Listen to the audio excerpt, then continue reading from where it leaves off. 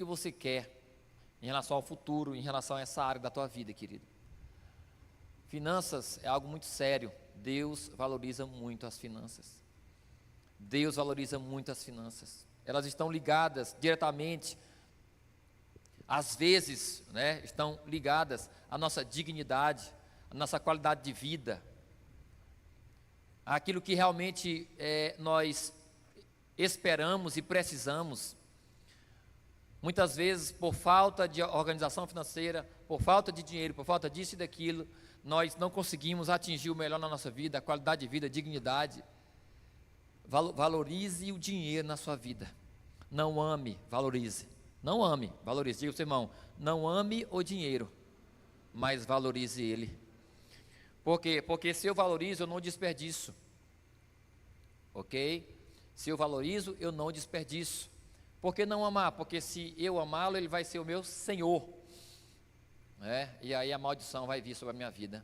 Então vamos orar em nome de Jesus. Pai, nessa noite diante do Senhor nós estamos, e eu quero te pedir agora, Pai, a tua graça, meu Deus, o teu sopro de sabedoria, meu Deus, de discernimento, de conhecimento, meu Pai, ó Deus, sobre cada um aqui agora, em suas vidas financeiras, Pai. Meu Deus, está escrito que aqueles que creem no Senhor, que ouvem ao Senhor, que obedecem ao Senhor, estes comerão do melhor desta terra, Pai.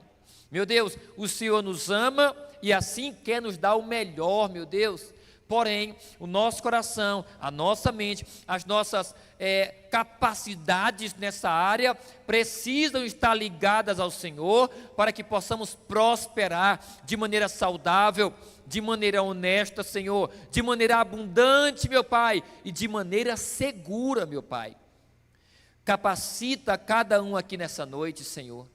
Tanto, meu Deus, para conservar, meu Pai, para guardar, para cuidar daquilo que ele já tem ganhado, meu Deus, como para fazer crescer, fazer prosperar a sua vida nessa área, Pai, em nome de Jesus, como também para abençoar, meu Deus, aqueles que estão à sua volta, para ali, Senhor Deus, tirarem do sufoco, meu Pai, alguém, para aliviarem alguém nessa área também, meu Deus. Pai, que esta área no coração de cada um aqui nessa noite seja tocada pelo Senhor. Eu declaro uma nova realidade, eu declaro um novo tempo, eu declaro uma nova mentalidade, uma nova maneira de se relacionar com as suas finanças. Cada um aqui, Pai, eu declaro, Senhor, em nome de Jesus,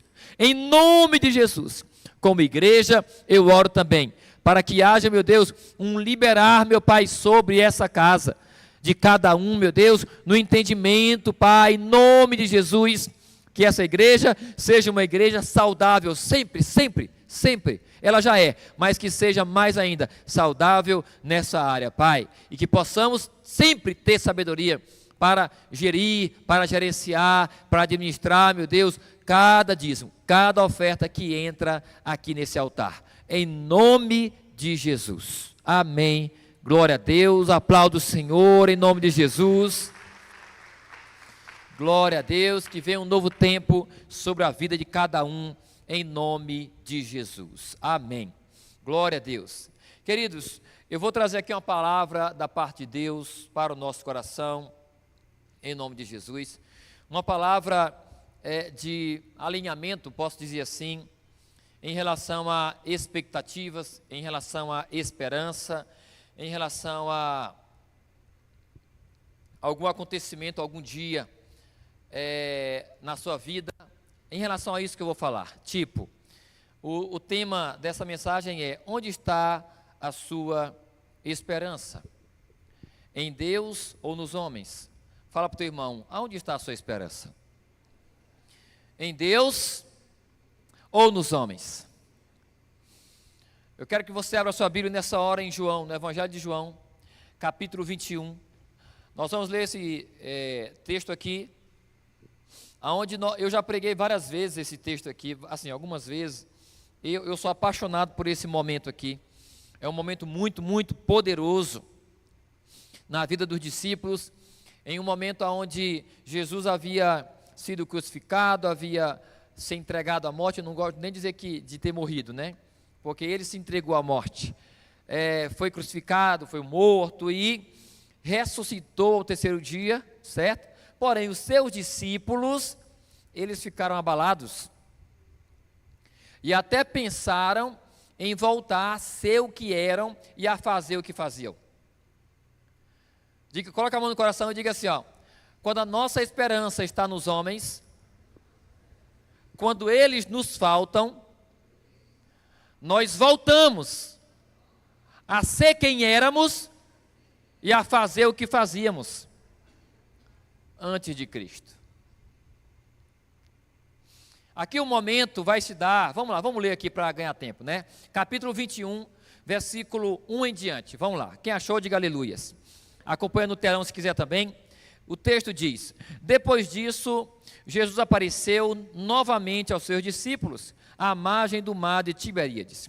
Foi assim: estavam juntos Simão Pedro, Tomé, chamado Dídimo, Natanael, de Caná da Galileia, os filhos de Zebedeu e os 2 outros discípulos. Então disse Pedro: vou pescar. E eles disseram: nós também vamos com você. Eles então foram e entraram no barco, mas naquela noite não pegaram nada. Antes de continuar a leitura, nós vemos aqui, através dessa expressão, no capítulo 3 de Pedro, vou pescar. E depois os outros dizem o quê? Nós também vamos com você. Essa expressão, essa maneira deles conversarem e dos outros discípulos responder Pedro, porque Pedro não diz: ei, vamos pescar. Não, ele diz: rapaz, eu vou pescar. Aí os outros: rapaz, nós também vamos contigo. Vamos pescar. Ou seja, isso mostra que eles estavam perdidos. Eles estavam um pouco sem rumo. E olha que Jesus ensinou eles bem ensinado. Jesus orientou eles da maneira mais correta e poderosa possível. Foram 3 anos e meio andando com Jesus, vendo morto ressuscitar, aleijado andar, surdo ouvir, cego ver, mudo falar, multidões comendo, 5.000 homens, a primeira multiplicação, de 5 pães e 2 peixinhos, alimentou esse tanto de gente. Eles viram tudo isso e muito mais. Sim ou não, queridos? Eles viram, mas quando Jesus não estava presente, quando o homem Jesus fisicamente não estava presente, eles perderam o rumo. Eles perderam o rumo. E aqui é a prova, ok? Vou pescar. O que eles eram antes de encontrar-se com Jesus? O que eles eram? A maioria? Pescadores. Jesus encontra Pedro e o chama, eu acho que em Lucas 5, se eu não me engano. Jesus encontra eles e chama eles no barco também, depois de uma noite que não pegaram nada. Então, eles eram pescadores. E Jesus os tirou daquela realidade e disse o que para eles? Vocês não serão mais pescadores de peixes, porque agora se tornarão pescadores de homens. Jesus mudou a realidade deles. Eles saíram de uma realidade de pescadores de peixe, o peixe, para pescar homens. E passaram 3 anos e meio. E em um dado momento, quando Jesus falta fisicamente, eles perdem um pouco o rumo. Vamos continuar aqui a leitura. E depois eu vou ligar isso aqui ao tema, ok? Versículo 4. Ao amanhecer, Jesus estava na praia, mas os discípulos não o reconheceram. Ele lhes perguntou: filhos, vocês têm algo para comer? Eles responderam que não. Ele disse: lancem a rede do lado direito do barco, e vocês encontrarão. Eles a lançaram, e não conseguiam recolher a rede, tal era a quantidade de peixes. O discípulo a quem Jesus amava, disse a Pedro: é o Senhor. Simão Pedro, ouvindo-o dizer isso, vestiu a capa, pois a havia tirado, e lançou-se ao mar. Os outros discípulos vieram no barco, arrastando a rede cheia de peixes, pois estavam a apenas cerca de 90 metros da praia. Quando desembarcaram, viram ali uma fogueira, peixes sobre brasas e um pão e um pouco de pão. Disse-lhe Jesus: tragam alguns dos peixes que acabaram de pescar. Simão Pedro então entrou no barco e arrastou a rede para a praia. Ela estava cheia e tinha 153 grandes peixes. Embora houvesse tantos peixes, a rede não se rompeu. Jesus lhes disse: venham comer. Mas nenhum dos discípulos tinha coragem de lhe perguntar, quem és tu? Porque sabiam que era o Senhor. Jesus aproximou-se, tomou o pão e deu a eles, fazendo o mesmo com o peixe. Esta foi a terceira vez que Jesus apareceu aos seus discípulos, depois que ressuscitou dos mortos. O que a gente vê aqui, querido? Voltando aqui no início da leitura. Nós vemos discípulos desorientados. Nós vemos discípulos desesperançosos. Por quê? O que eles deveriam fazer e como deveriam se comportar? Eles poderiam ficar tristes? Sim, naturalmente, lógico. Mas eles deveriam permanecer no propósito. De quê? De continuarem, de permanecerem. Mas por que eles tiveram esse momento e não permaneceram no propósito? Por que eles ficaram um pouco perdidos nesse momento, querendo e flertando com o passado deles, voltar a ser quem eles eram? Sabe por quê, queridos? Porque os discípulos ainda não tinham entendido uma coisa, que Jesus era realmente Deus. Eles não tinham entendido isso 100%. 100%. Eles olhavam o homem Jesus. Eles viam os milagres. Mas a maior parte da fé deles, da esperança deles, estava no homem Jesus. Foi por isso que Pedro quis defender Jesus com uma espada. Ele não tinha entendido o propósito ainda. Foi por isso que fugiram quando Jesus foi preso. E foi por isso que eles estavam desesperançosos, desorientados nesse texto aqui. Vamos pescar, vamos voltar a ser pescadores. Vamos fazer o que a gente fazia antes. Acabou. Já era. Isso é provado. Mais uma vez eu não falo por mim, falo pela palavra. Em Lucas 24, nos 2 discípulos no caminho de Emaús. Você conhece essa história. Os 2 discípulos estavam caminhando no caminho de Emaús. Jesus aparece para eles, conversa com eles. Eles não percebem que é Jesus. Não percebem. E ali Jesus se aproxima e começa a conversar com eles. Do que vocês estão falando? O que vocês estão conversando mesmo? Aí eles falam para ele: só você não sabe o que está acontecendo nos últimos dias? A respeito de Jesus o Nazareno, Jesus o Galileu, Jesus, ele veio e nós pensávamos que ele era o nosso Salvador, e já faz 3 dias que ele morreu. Isso é conversa de quem está desorientado, sim ou não? Sem esperança, sim ou não? Sim, estavam sem esperança. E nós que estávamos pensando que ele era o nosso Salvador, que ele ia libertar a gente do Império Romano, porque essa era a intenção deles, de alguns, né? Mas esses aqui expressam isso. Mas, o que eu estou querendo falar para você? Os olhos deles estavam no homem Jesus, e não no Jesus Deus, no Filho de Deus, no Deus verdadeiro. Quando os nossos olhos, eles estão no homem, e aqui eu canalizo para a nossa realidade, no dia que esse homem erra, nós somos abalados. E se algum dia esse homem falta, a maioria se desvia. E no dia que esse homem envereda por caminhos errados de heresias, vão junto. É por isso que tem, às vezes, alguns líderes, que enganam, que ludibriam alguns discípulos com doutrinas diabólicas e satânicas. E porque os olhos e a esperança daqueles discípulos não está em Deus, mas no homem líder deles, eles acabam pecando também. A minha intenção nessa noite aqui, nessa palavra de Deus ao nosso coração, é falar para você, tire a sua esperança de qualquer homem e coloque a sua esperança em Deus. Coloque a sua esperança em Deus. Ah, pastor, então quer dizer que o meu líder não serve mais? Quer dizer que o senhor também não serve mais para a gente? Quer dizer que não sei quem... Não é disso que eu estou falando. Nós precisamos de pastores e líderes para amarmos e para sermos amados, para nos inspirarem, para nos fortalecerem, para nos ensinarem, sim.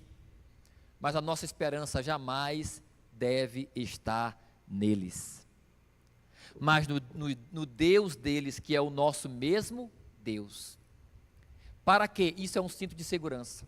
Para quê? Para que em algum dia, se porventura, algum desses homens faltarem, você não falte com ele também. Quem está entendendo essa mensagem? Talvez você está um pouco decepcionado, não sei. Mas eu estou falando aquilo que o Espírito está mandando eu falar. Aquilo que precisamos ouvir. Depois dessa mensagem, não despreze teu líder. Não despreze teu líder de rede. Não despreze teu pastor. Não despreze. É lógico que não, vamos continuar juntos. Mas a sua esperança tem que estar além deles. Eu quero ler outro texto com vocês. Volta no Antigo Testamento. 2 Reis capítulo 2. 2 Reis capítulo 2, glória a Deus. Aqui nós vamos ver o momento onde Elias, ele é levado aos céus. O homem Elias é levado aos céus, mas quem era o discípulo de Elias? Quem? Ninguém sabe quem era o discípulo de Elias. Ah, tá, Eliseu. E Elias, ele falta, mas ele não falta em pecado, ele não falta porque desistiu, ele é levado aos céus numa carruagem de fogo, certo? Então Elias não está mais ali, certo? Então beleza, vamos lá, capítulo 2, versículo 1 até o 14, vamos lá. Quando o Senhor levou Elias aos céus no redemoinho, aconteceu o seguinte: Elias e Eliseu saíram de Gilgal, e no caminho disse-lhe Elias: fique aqui, pois o Senhor me enviou a Betel. Eliseu, porém, disse: juro pelo nome do Senhor e por tua vida que não te deixarei só. Então foram a Betel. Em Betel, os discípulos dos profetas foram falar com Eliseu e perguntaram: você sabe que hoje o Senhor vai levar para os céus, o seu mestre, separando-o de você? Respondeu Eliseu: sim, eu sei, mas não fale nisso. Então Elias lhe disse: fique aqui, Eliseu, pois o Senhor me enviou a Jericó. Ele respondeu: juro pelo nome do Senhor e por tua vida que não te deixarei só. Desceram então a Jericó. Em Jericó, os discípulos dos profetas foram falar com Eliseu e lhe perguntaram: você sabe que hoje o Senhor vai levar para os céus o seu mestre, separando-o de você? Respondeu Eliseu: sim, eu sei, mas não fale nisso. Em seguida, Elias lhe disse: fique aqui, pois o Senhor me enviou ao rio Jordão. Ele respondeu: juro pelo nome do Senhor e por tua vida que não te deixarei só. Então partiram juntos. 50 discípulos dos profetas os acompanharam e ficaram olhando à distância, quando Elias e Eliseu pararam à margem do Jordão. Então Elias tirou o manto, enrolou e com ele bateu nas águas. As águas se dividiram e os dois atravessaram em chão seco. Depois de atravessar, Elias disse a Eliseu: o que posso fazer em seu favor antes que eu seja levado para longe de você? Respondeu Eliseu: faze de mim o principal herdeiro de teu espírito profético. Disse Elias, aqui tem versão que fala porção dobrada, né? 10, disse Elias: seu pedido é difícil, mas se você me vir, quando eu for separar de você, terá o que pediu, do contrário, não será atendido. De repente, enquanto caminhavam e conversavam, apareceu um carro de fogo e puxado por cavalo de fogo, que os separou. E Elias foi levado aos céus no redemoinho. Diga, Elias foi levado aos céus. Diga, Elias foi levado aos céus. Diga assim, Elias foi levado. Elias foi levado. 12. Quando viu isso, Eliseu gritou: meu pai, tu eras como os carros de guerra e os cavaleiros de Israel. E quando já não podia mais vê-lo, Eliseu pegou as próprias vestes e as rasgou ao meio. Depois pegou o manto de Elias que tinha caído e voltou para a margem do Jordão. Então bateu nas águas do rio com o manto e perguntou: onde está agora o Senhor, o Deus de Elias? Ele falou o quê? Onde está agora o Senhor, o Deus de quem? De Elias. Ele não perguntou onde é que estava Elias. E agora o que vai ser de mim? E agora, eu vendi meus bois, a minha carruagem, eu queimei tudo, a minha junta de boi, para seguir Elias, ele me deixou agora, e agora, o que vai ser de mim? Eu vou voltar agora, vou ter que comprar outros boi, vou ter que comprar outras carruagens, para que eu possa voltar à minha vida, porque Elias não está mais aqui. Foi isso que ele fez? Foi isso que ele fez? Não. Não foi isso que ele fez. Mais uma vez,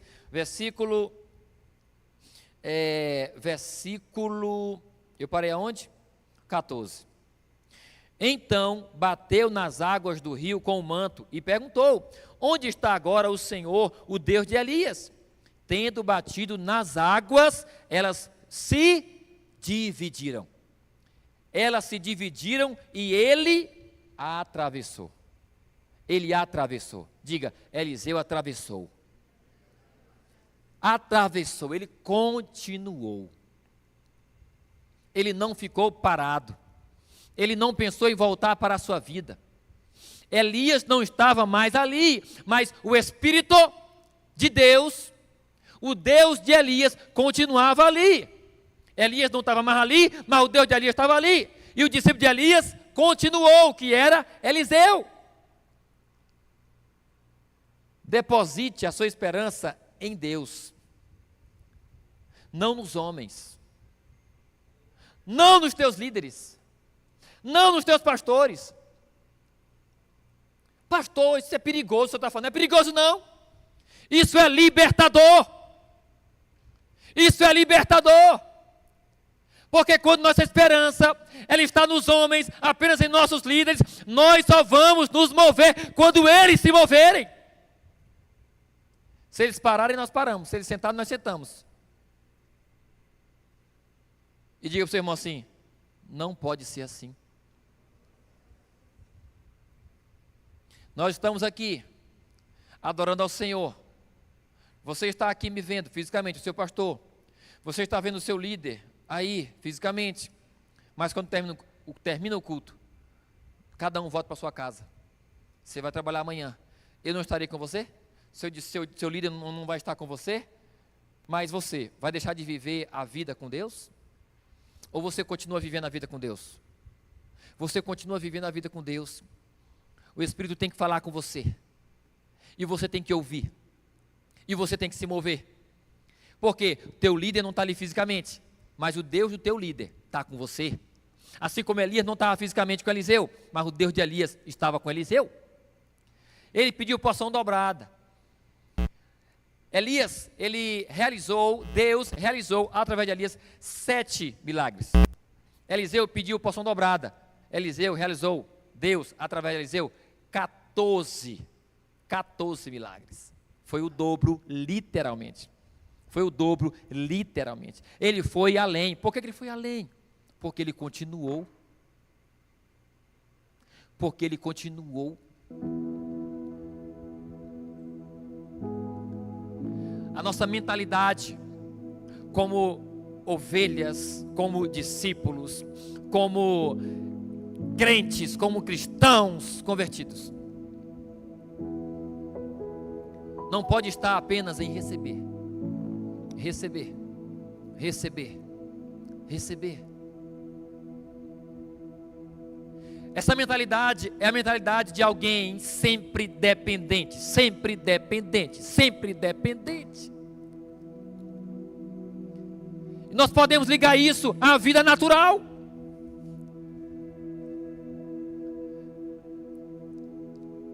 Se alguém perde o seu pai para a morte, e aí ele vai parar? E aí ele vai parar?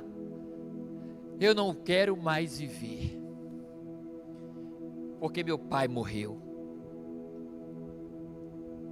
Perde a mãe, eu não quero mais viver, eu não quero mais comer, eu quero morrer junto com ele. É assim? Perdeu o marido, eu não quero mais viver, minha vida era o meu marido, eu não quero mais continuar. Tá certo? Tá não. A vida continua. Alguém se foi, mas o Deus da vida continua.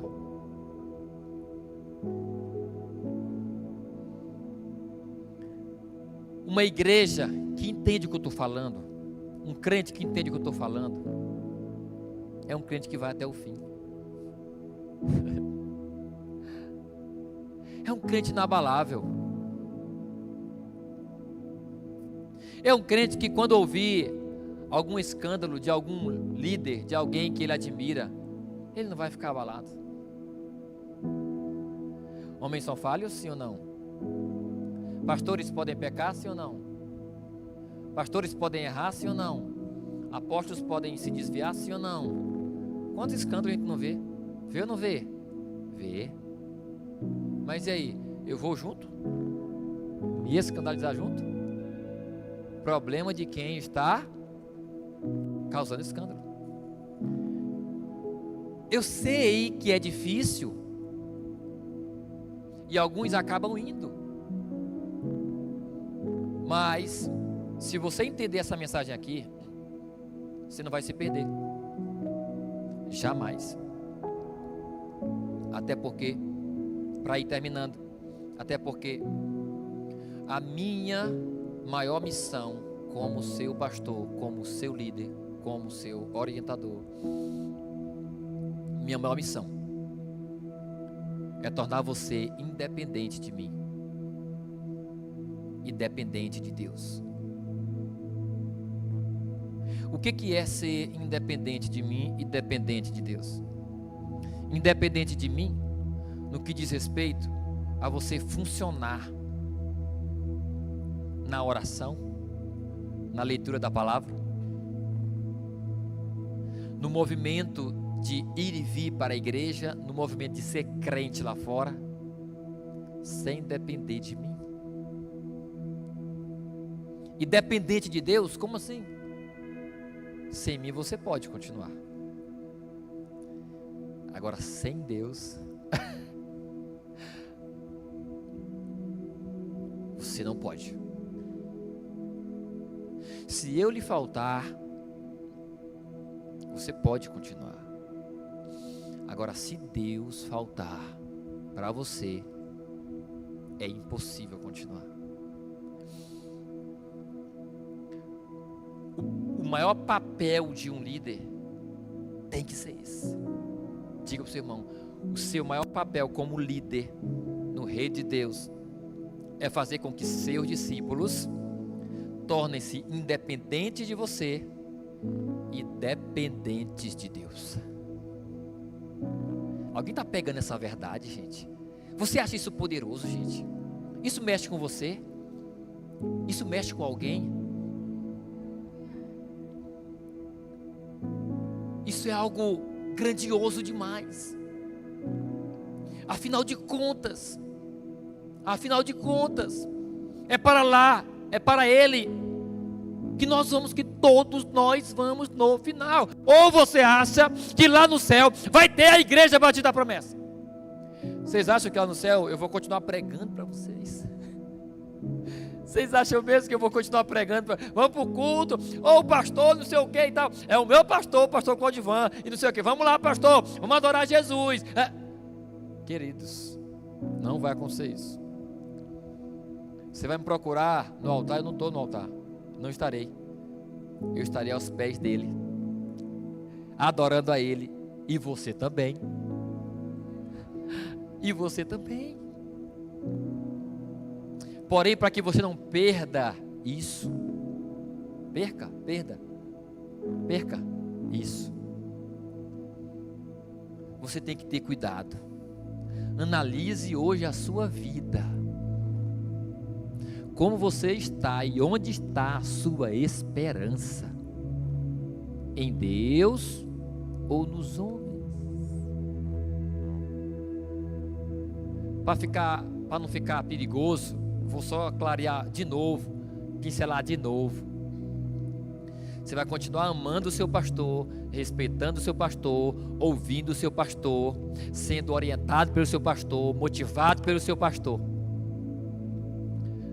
orientado pelo seu líder, motivado pelo seu líder, inspirado pelo seu líder. São referências. Mas se algum dia algum desses faltar, ou por queda de pecado, ou por queda de escândalo, ou por morte, você tem que continuar. Você tem que continuar. Quem concorda comigo? Quem concorda com essa palavra? Quem entendeu essa mensagem? Aplauda o Senhor em nome de Jesus. Projeta no telão para terminar. Salmos 20, versículo 7. Salmos 20, versículo 7. Vamos terminar com esse texto aqui. Salmos 20, versículo 7. Ele vai dizer o seguinte: alguns confiam em carros, alguns confiam em carros de guerra, outros confiam em cavalos. Nós, porém, confiamos no nome do o nosso Deus. Alguns confiam em carros de guerra, outros em cavalos, mas nós não. Nossa confiança não está no poder humano, na sabedoria humana. A nossa confiança está no Senhor dos exércitos, o nosso Deus. Põe a sua esperança, põe a sua confiança nele, acima de qualquer pessoa, diante de qualquer circunstância. E assim, meu querido, você vai estar garantido, em nome de Jesus. Se coloque de pé nessa hora. Nós vamos orar em nome de Jesus. Aleluias. Aleluias. Você como líder, eu quero desafiar você a partir de hoje, mais do que antes, ensinar seus discípulos a orar, ensinar seus discípulos a depender de Deus, ensinar seus discípulos a como chegarem à presença de Deus. Porque se seus discípulos conhecerem Deus e se tornarem íntimos de Deus, pronto, missão cumprida. Leve os seus discípulos para a presença de Deus e você terá cumprido a sua missão. Tem líderes que manipulam, líderes que dominam, líderes que têm medo de perder, por isso eles dominam, controlam, manipulam pessoas. Eu não tenho medo de perder ninguém. Eu não tenho medo de dar oportunidade para ninguém na minha liderança. Pode, é você que vai pregar, pode pregar, pregou melhor do que eu. Eu não tenho medo de ninguém abaixo de mim que cresça mais do que eu. Não tenho. Você não pode ter também esse medo. Por isso, dê asas. Toca o teu irmão e diga: dê asas para teus discípulos. Dê asas para eles. E dar asas para eles é revelar para eles o segredo de como orar, de como adorar, de como estar na presença de Deus, para que ele cresça, querido. Para que ele cresça em nome de Jesus. Feche seus olhos, curva a sua cabeça em nome de Jesus. Aleluias. Meu Deus e meu Pai querido, Tu és santo, Tu és poderoso. Que esta igreja, a Igreja Batista da Promessa, seja uma igreja dependente do Senhor e independente dos homens. Falo de coração, Pai. Essa igreja não pode depender de seus líderes. ela tem que depender de Deus, tem que depender do Senhor, Pai. Nossos líderes, nossos pastores, nós amamos, nos relacionamos com eles nos inspiram, eles nos motivam, Pai. Sim, eles oram por nós, meu Deus, eles impõem as mãos sobre nós, meu Pai. Somos cheios do Espírito, somos sim, Pai. Mas a nossa esperança está em Ti, assim como a esperança dos pastores está também em Ti, Senhor. Toda a nossa esperança, de todos aqui, ela está em Ti, Senhor. Que essa verdade, Pai, possa descer, ó Deus, ao coração, ao mais profundo do coração de cada um aqui presente, Pai. Meu Deus, discípulos dependentes e que não crescem, Pai, são apenas crianças. São apenas crianças. O que será de uma criança sem o seu pai, de um filho sem o seu pai? Correrá riscos e tudo mais. Mas, meu Deus, se essa criança crescer, se tornar independente, ela vai saber viver, meu Pai. É assim que tem que ser dentro da igreja. Cada crente, Senhor, tem que crescer em Ti, Pai. Tem que criar asas em Ti, Senhor, e ser controlado e usado, meu Deus, motivado principalmente pelo Senhor, meu Deus. Pelo Senhor. Para que assim sejamos como Eliseu. Como Eliseu. Elias não estava mais com Eliseu, mas Deus estava com Eliseu. Moisés não estava mais com Josué, mas Deus estava com Josué, Senhor. Olha só que coisa fantástica. O Jesus homem, o homem Jesus, não estava mais com os discípulos, meu Deus, mas o Espírito Santo estava com eles. E por isso, meu Deus, eles continuaram. Por isso prosseguiram. E por isso, meu Pai, o Teu Evangelho chegou até nós, milhares de anos depois. Eles não pararam, Senhor. Eles não pararam. Então, a minha oração é que cada um nesta noite mergulhe em intimidade, mergulhe no secreto contigo, Pai, amando ao Senhor, meu Deus, acima de tudo e acima de todos, Pai. Em nome de Jesus é que eu oro. E toda a igreja diga amém e aplauda o Senhor em nome de Jesus. Glória a Deus.